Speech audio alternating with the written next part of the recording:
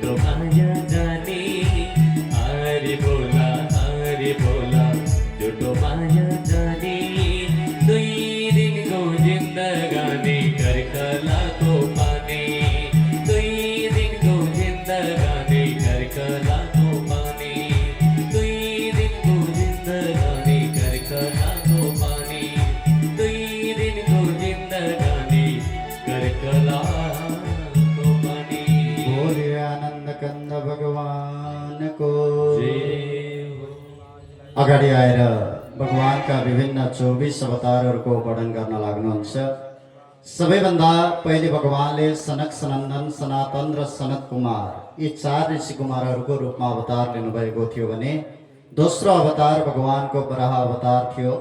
यसैगरी भगवानको तेस्रो अवतार देवर्षि नारदको रूपमा लिनुभएको थियो भने चौथो अवतार नरनारायणको रूपमा लिनुभएको थियो र यसैगरी भगवानको पाँचौं अवतार कपिल अवतार थियो भने छैटौं अवतार भगवानको दत्तात्रेयको रूपमा भएको थियो। यसैगरी भगवानको सातौं अवतार यज्ञ पुरुषको रूपमा लिनुभएको थियो। भगवानको आठौं अवतार ऋषभदेवको रूपमा रहेको थियो र यसैगरी भगवानको 9 अवतार पृथु अवतार, यसैगरी 10औं अवतार मत्स्य अवतार, 11औं अवतार कच्छप अवतार, 12औं अवतार भगवानको धन्वन्तरीको रूपमा भएको थियो। यसैगरी भगवानले 13औं अवतार मोहिनी अवतार ग्रहण गर्नुभएको थियो भने 14औं अवतार भगवानले नृसिंहको रूपमा लिनुभएको थियो। यसैगरी भगवानले 15औं अवतार वामनको रूपमा लिनुभएको थियो। 16औं अवतार भगवानको परशुरामको रूपमा थियो। यसैगरी 17औं अवतार महर्षि वेद व्यासको रूपमा भगवानले लिनुभएको थियो। भगवानको 18औं अवतार यता राम अवतार थियो र 19 र 20औं अवतार भगवानको बलराम र कृष्णको रूपमा थियो र भगवानको 21औं अवतार बुद्ध अवतार र 22औं अवतार कल्की अवतार भनेर भनिएको छ। यसरी 22 अवतारको बारेमा यहाँ वर्णन गरिएको छ। अगाडि गएर एकादशी स्कन्धमा यसलाई पूर्णता दिन लाग्नुहुन्छ। 23औं अवतार भगवानको हयग्रीव अवतार थियो भने यसैगरी 24औं अवतार भगवानको हंस अवतार थियो। यसरी 24 अवतारको वर्णन गर्न लाग्नुहुन्छ।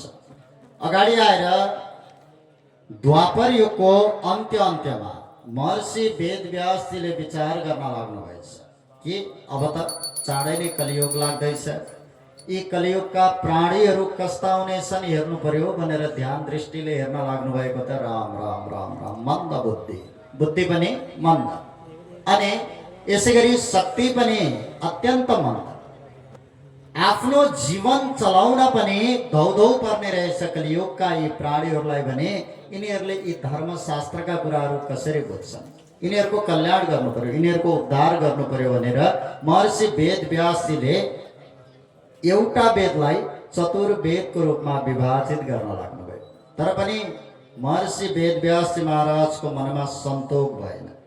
बिस्तारै बिस्तारै पाँचौं पुराण भनेर हामी अथवा पाँचौं वेद भनेर हामी भन्ने गर्दछौँ महाभारत, यो महाभारतको रचना गर्नुभयो तर पनि सन्तोषै भएन। अब त एक पछि अर्को पछि अर्को गर्दै गर्दै 17 पुराणको रचना गर्नुभयो तर पनि महर्षि वेदव्यासजी महाराजको मनमा सन्तोष भएन। के गरौँ, कसो गरौँ, कसरी चाहिँ यी कलियुगी प्राणीहरूको उद्धार गरौँ भनेर चिन्तित अवस्थामा हुनुहुन्थ्यो। त्यतिखेर नारदजी आइपुग्न लाग्नुभयो। तम विज्ञाय सहसा प्रत्युत्थाय गतं मुने पूजयामास विधिवन् नारदं सुरपूजितं। नारदजीलाई उच्च आसनमा राखेर विधिवत तरिकाले पूजन गर्न लाग्नुहुन्छ। महर्षि वेदव्यासजी महाराजको यो अवस्था जब देवर्षि नारदले देख्न लाग्नुभयो प्रश्न गर्न लाग्नुहुन्छ। पराशर्य महाभाग भवत कश्चिदात्मना परितुष्यति शारीर आत्मा मानसैव वा। हे पराशर नन्दन, हजुरलाई हेर्दाखेरि त अत्यन्त चिन्तित अवस्थामा देखिनुहुन्छ नि। हजुरको शरीर मन बुद्धि सबै चिन्तित देखिरहेको छ। आखिरी हजुरलाई चिन्ता चाहिँ के पर्यो? यस्ता तरिकाले प्रश्न गर्न लागिसकेपछि महर्षि वेदव्यास महाराजले समस्त वृत्तान्त बताउन लाग्नुहुन्छ। आज मैले 17 पुराणको रचना गरिसकेँ, तर पनि मेरो मनमा सन्तोष भएको छैन। यी कलियुगी प्राणीहरूको म उद्धार कसरी गरौँ? यसरी प्रश्न गर्न लागिसकेपछि अगाडि देवर्षि नारद भन्न लाग्नुहुन्छ, न यद्वतश्चित्रपदं हरेर्यशो जगत् पवित्रं प्रगृणीत कर्हिचे तद्वायसं तीर्थमुसन्ति मानसा न यत्र हंसा निरमन्त्यो शिक्षया न यत्र हंसा निरमन्त्यो शिक्षया। हजुरले 17 पुराणको रचना गर्नु, एउटा वेदलाई चतुर्वेदको रूपमा विभाजित गर्नुभयो, 5औं वेद महाभारतको रचना पनि गर्नुभयो।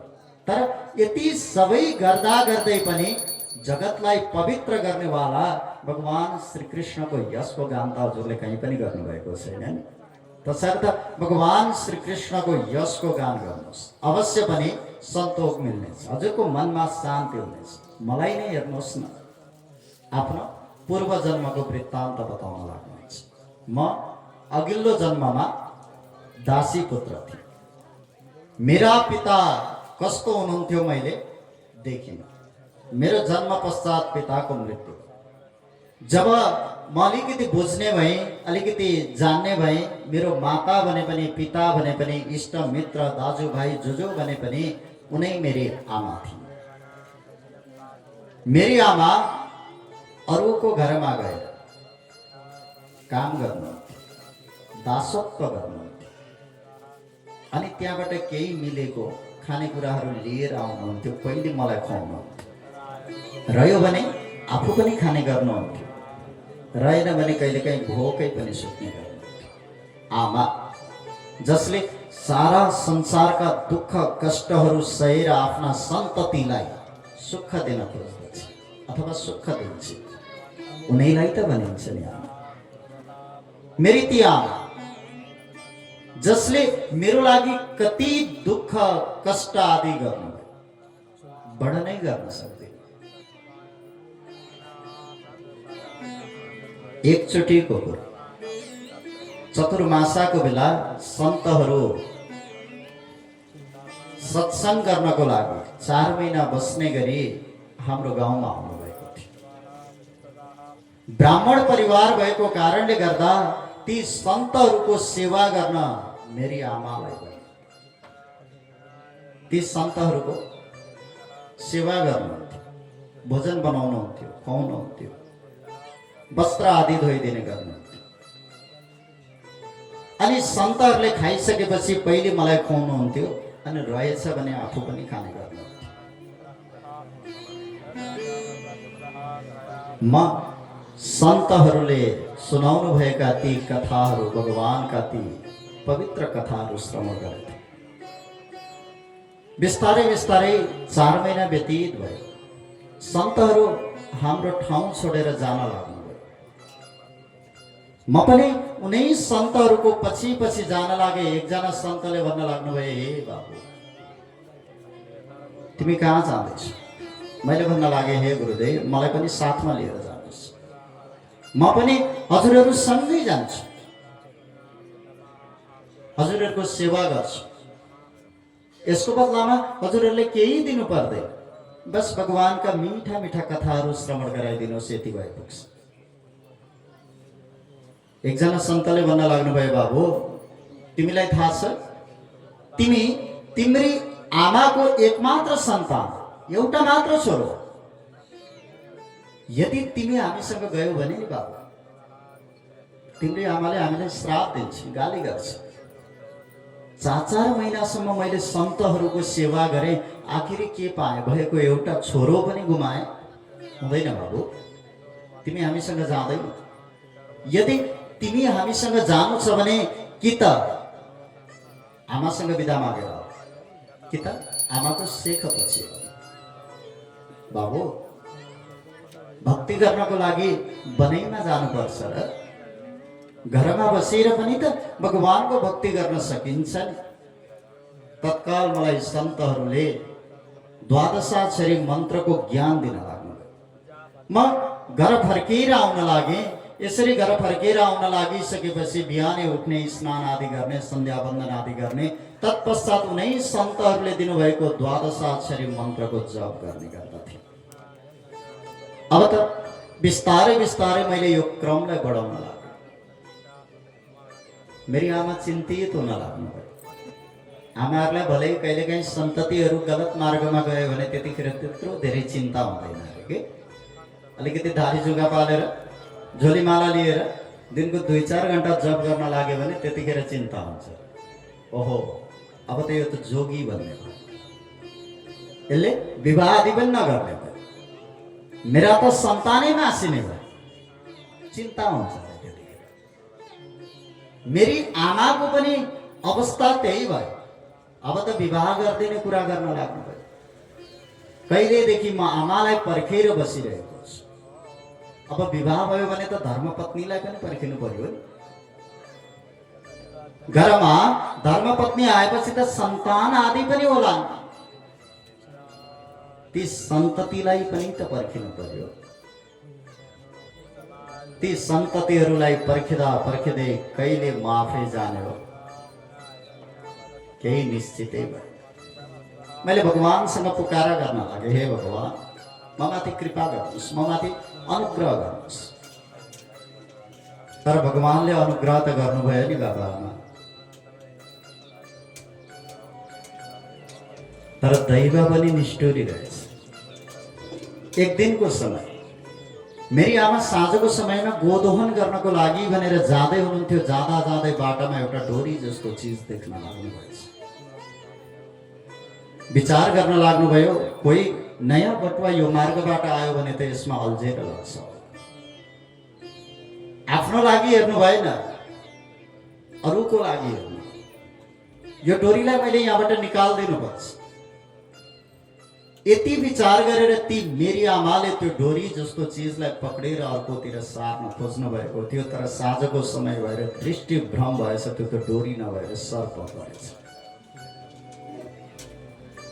जसै जसै त्यो सर्पलाई पक्रिन लाग्नु भयो नि, मेरी आमालाई सर्पले डस्यो। मेरी आमाको मृत्यु भयो। गाउँलेले आएर भन्न लागे, हे बाबु, तिम्री आमा सर्पले टोकेर मरे। विश्वासै गर्न सकिन, पत्याउनै सकिन। नभन्दै गएर हेरेको, मेरी आमा त भुइँमा लडिरहेकी थिए। सारा गाउँलेहरू वरिपरि भेला भएका थिए। मैले गएर आमालाई भन्न लागे, हे आमा, यी सारा गाउँलेहरूले भन्दैछन् नि हजुरले मलाई छोडेर जानुभयो, हजुरको मृत्यु भयो अरे। आमा, मैले त सुनेको थिएँ आमाको मन त नौनी घिउ जस्तो हुन्छ अरे भने, तर यति निष्ठुरी, यति कठोर कसरी हुन सक्नुभयो आमा? यी गाउँलेहरूले जो भनिरहेका छन् यो वचनलाई झुटो गराइदिनुहोस् न आमा। एकचोटि त उठेर मेरो शिरमा हात राखेर सुमसुम्याउँदै बाबु खायो भनेर सोधिदिनुहोस् न। हे आमा, यसरी छोडेर जान कहाँ सक्नुहुन्छ? अब बाबु, तैँले खाइस् कि खाइनस् भनेर कसले मलाई सोध्छ? बाबु, कहाँ गइस् भनेर कसले मेरो खोजी गर्छ? आमा, यति कलिलो उमेरमा, यति सानो उमेरमा मलाई छोडेर जान कहाँ सक्नुहुन्छ आमा? यी गाउँलेहरू झुटो बोलिरहेका छन्। एकचोटि त काखमा राखेर बाबु भनिदिनुहोस्। उठ्नुहोस् न आमा। आमा त अकारण करुणा हुन्छन् अरे, आफ्नो सन्तानको लागि सारा दुःख कष्ट सहन्छन् अरे। तर आमा, यति सानै उमेरमा तिमीले मलाई छोडेर जान कहाँ सक्यौ? कसरी सक्छौ आमा? कम से कम एकचोटि बाबु मेरो छोरा भनेर त भनिदेऊ। तर दैवको लीला, दैवको त्यो खेल कसले जानेको थियो? म जति चिच्याए पनि, जति रोए पनि, जति कराए पनि ती मेरी आमा फर्केर आउनेवाला थिए। साँच्चै नै मेरी आमाले छोडेर गइसकेकी रहेछ। म अबोध बालकलाई के थाहा यो कुरो। हजुर, सारा गाउँलेहरूको साथमा ती मेरी आमा जसले सधैँभरि आफ्नो हात मेरो शिरमा राखेकी थिइन्, जसले मलाई काखमा सुताएर खाइस् कि खाइनस् बाबु भनेर सोध्ने गर्नुहुन्थ्यो, ती आमालाई मैले आफ्नै हातले दानबत्ती दिएँ, जलाएर विधिवत तरिकाले दशगात्रादि कर्म गरे। संसारको नियमलाई त कसैले पनि टाल्न सक्दैन नि, नियमै हो। यहाँ आएपछि एक दिन न एक दिन त जानै पर्छ। फेरि मनलाई सम्झाए बुझाए कि जसको कोही हुँदैन, जो सारा संसारबाट एक्लिएको छ, एक्लो हुन्छ, त्यसको साथमा अरू कोही नभए पनि भगवान त हुनुहुन्छ। ती सन्तहरूको स्मरण गर्न लाग्यो। सन्तहरू उत्तर दिशातर्फ जानुभएको थियो। सन्तहरूलाई भेट्छु कि भनेर उत्तरैतर्फ जान लाग्यो। कति पहाड, कति पर्वत, कति खोला, कति नाला कटेर कति भोग भोगै सुते, तर पनि मैले ती सन्तहरूलाई भेट्नै सके। स्नात्वा पित्वा हृदय नद्या उपस्पृष्ट गताश्रम। अब त क्षुधार प्यासले अत्यन्त धेरै सताउन लागिसकेको थियो। जाँदा जाँदा बाटोमा एउटा नदी भेट्न लागे। त्यही नदीको पानी पिए, त्यही स्नान गरेर एउटा रुखको सारीमा बसेर उनै सन्तहरूले दिनुभएको त्यो द्वादशाक्षरी मन्त्रको जप गर्न लागे। अब त बिस्तारै बिस्तारै हृदय सिन्मे सनै रहे। भगवानले मलाई दर्शन दिन लाग्नुभयो। प्रसन्न भयो कि मेरी आमाले छोडेर गए पनि कम से कम मेरो साथमा मेरा परम प्रभु भगवान श्री हरि त हुनुहुन्छ। भगवानले त अहिलेसम्म साथ छोड्नु भएको छैन। भगवानले कम से कम दर्शन त दिनुभयो। तर मेरो यो खुसी धेरै बेर कहाँ रह्यो र? मजाले खुसी पनि हुन पाएको थिएन कि मेरो हृदयबाट भगवान कहाँ जानुभयो, अन्तर ध्यान हुनुभयो। रोन लाग्यो, कराउन लाग्यो। हे भगवान, दैव पनि यति निष्ठुरी हुन्छ र? दैव पनि यति कठोर हुन्छ र? मैले त यो सुनेको थिएँ कि जसको कोही हुँदैन उसको भगवान हुन्छ। अकारुण करुणा गरुडालय भक्तवान स तडिद्युत कल्पत। भगवानको स्वरूप त यस्तो हुन्छ भने यदि यति छिटै छोडेर जानु थियो भने मलाई दर्शनै किन दिनुभयो? यो जीवन के नै रहेछ? बरु प्राण त्याग दिन्छु, मर्नको लागि तयार हुन लाग्यो। जसै जसै मर्न तयार भएको थिएँ त्यतिखेर आकाशवाणी हुन लाग्यो, हे बाबु तिमी यो के गर्दैछौ? अभिपक्क कसायण दुर्दर्शो हमको योगिना हन्तास्मिन् जन्मनि भवान् मामं दृष्टो मिहरहति। अहिले तिमी पक्का भएको छौ। तिमी यति सानो उमेरमा यति श्रद्धा भक्ति निष्ठापूर्वक मेरो ध्यान गरिरहेका छौ। कतै तिमीमा क्षोभ त उत्पन्न हुने होइन? मैले यति लामो समयदेखि भगवानको उपासना गरिरहेको छु, ध्यान गरिरहेको छु, आजसम्म दर्शन दिनु भएन। कतै यो सारा संसारमा भगवान नै छैन भन्ने यो क्षोभ उत्पन्न नहोस् भनेर तिमीलाई मैले यो चटनी मात्र चखाए। जस्ता तरिकाले मेरो ध्यान गरिरहेका छौ नि, त्यसरी नै मेरो ध्यान गर्दैछ। यो जन्ममा अर्को जन्ममा म तिमीलाई जतिखेर चाहन्छौ त्यतिखेर दर्शन दिन्छु।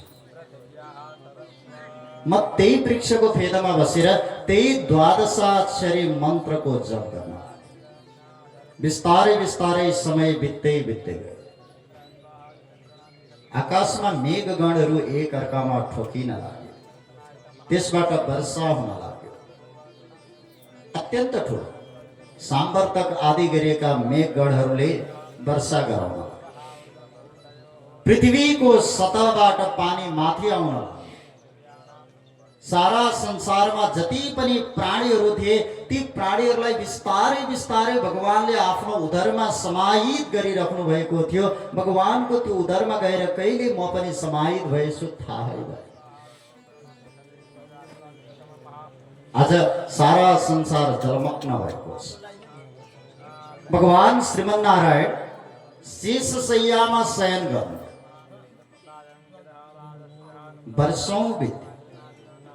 वर्षौं बितिसकेपछि जब सृष्टिको क्रम प्रारम्भ हुन लाग्यो त्यतिखेर पहिले आएर वेदका ऋचारले स्तुति गर्न लागेका छन्, हे भगवान यो हजुरको सुत्ने समय होइन, यो शयन गर्ने समय हो, अब उठ्नुहोस्, यो सृष्टिको क्रम जो छ यसलाई विस्तार गर्नुहोस्। वेदका ऋचारले भन्दैछ जय जय जय जय मजित दोष गृभीत गुणा त्वमसि यदात्मना समवरुद्ध समस्त भग अकजक दोक सामखिल सत्यवबोधकते क्वचिद्वजयात्मना चचरतो नुचरे निगम। अत्यन्त सुन्दर नरकोटक सुन्दर वेदका ऋचारले जब स्तुति गर्न लाग्दछ तब भगवान शेषशय्याबाट बाहिर निस्केर सृष्टि प्रारम्भ गर्न लाग्नुहुन्छ। भगवान श्रीमन्नारायणको नाभि कमलबाट ब्रह्माका 4 मानस पुत्रहरू 4 पुत्रहरूको सृष्टि गर्न लाग्नुभयो, सनक सनन्दन सनातन र सनत कुमार। र बिस्तारै बिस्तारै ब्रह्माजीले यो सृष्टिको क्रमलाई अगाडि बढाउन लाग्नुभयो र ब्रह्माजीले 10 मानस पुत्रहरूको सृष्टि गर्नुभएको थियो, जसमा कान्छा पुत्रको रूपमा देवर्षि नारदले जन्म लिनुभएको थियो। आज महर्षि वेदव्यासजी महाराजलाई देवर्षि नारदले यो कथा सुनाउनु भएको छ। हे महर्षि देवदत्तामिमां वीणा स्वर ब्रह्म विभूषिता मूर्छयित्वा हरिकथा गायमानश्चराम्यहम्। भगवानले दिनुभएको स्वर ब्रह्मबाट विभूषित भएर वीणामा तान छोडेर आज उनी भगवानका लीलाहरूको गान गर्दै गर्दै त्रिलोकमा घुमिरहेको छु। म जतिखेर चाह्यो त्यतिखेर भगवानको दर्शन गर्दछु। यो सबै उनी भगवानको कृपाले गर्दाखेरि त भयो। तसर्थ हजुर पनि भगवान श्रीकृष्णका यशहरूको गान गर्नुहोस्, मनमा शान्ति मिल्दछ। यति भनेर देवर्षि नारद त्यहाँबाट जानु लाग्नुहुन्छ। सनकजी महाराजले प्रश्न गर्न लाग्नुहुन्छ, निर्गते नारदेषु त भगवान वादरायण श्रुतमांस्तदभिप्रेतं ततः किम करोत् विभो। जब नारद जी जानुभयो तत्पश्चात महर्षि वेद व्यासले के गर्नु, यो कथा प्रसङ्ग पनि सुनाइदिनुहोस्। तब सुतजी महाराज भन्नुहुन्छ, ब्रह्मनद्यां सरस्वत्यां आश्रम पश्चिमे तटे साम्यप्रास इति प्रोक्त ऋषीणां सत्रवरदनः। ब्रह्मनदी सरस्वती नदी, यो सरस्वती नदीको पश्चिमपट्टिको तटमा एउटा साम्यप्रास नाम गरेको बस्ती छ। यो बस्तीमा सन्तहरू निवास गर्ने गर्नुहुन्छ र यही बस्तीमा महर्षि वेदव्यास महाराजको पनि कुटी रहेको छ। त्यहाँ सन्तहरू के गर्नुहुन्छ, सत्रवरदन यज्ञ आदि गर्ने गर्नुहुन्छ। एक दिनको महर्षि वेदव्यास महाराजले सरस्वती नदीमा गए। त्यही सरस्वती मैयाको जललाई उठाएर सूर्य नारायण भगवानलाई अर्घ दिँदै हुनुहुन्थ्यो। एकाएक महर्षि वेदव्यास महाराजको हृदयमा भागवती गंगा प्रवाहित हुन लाग्यो। आज एउटै गंगाको जलद्वारा सूर्य नारायणलाई अर्घ दिँदै हुनुहुन्छ। एकाएक अर्की गंगा भागवती गंगा प्रकट हुन लाग्यो। आज महर्षि वेदव्यास महाराजले यो भागवती गंगाको गान गर्न लाग्नुहुन्छ। ना यता गणेशजीले विचार गर्न लाग्नु, आज एउटै गंगामा अर्की गंगा मिसिएर प्रवाहित भइरहेकी छिन्, यिनलाई यदि सम्हाल्न सकेन भने यी त गंगा सागरमा गएर मिल्नेछ, तसर्थ मैले यिनलाई सम्हाल्नुपर्छ। यति विचार गरेर हतार हतार गणेशजी आउन लाग्नुभयो र अक्षर रूप दिन लाग्नुभयो। आज ब्रह्मर्षि वेदव्यास महाराजले यसको गान गरिराख्नु भएको छ अनि गणेशजीले लेखिराख्नु भएको छ। भागवत को वंदना, व्यास जी को वंदना, भागवत भगवान को बार बार वंदना।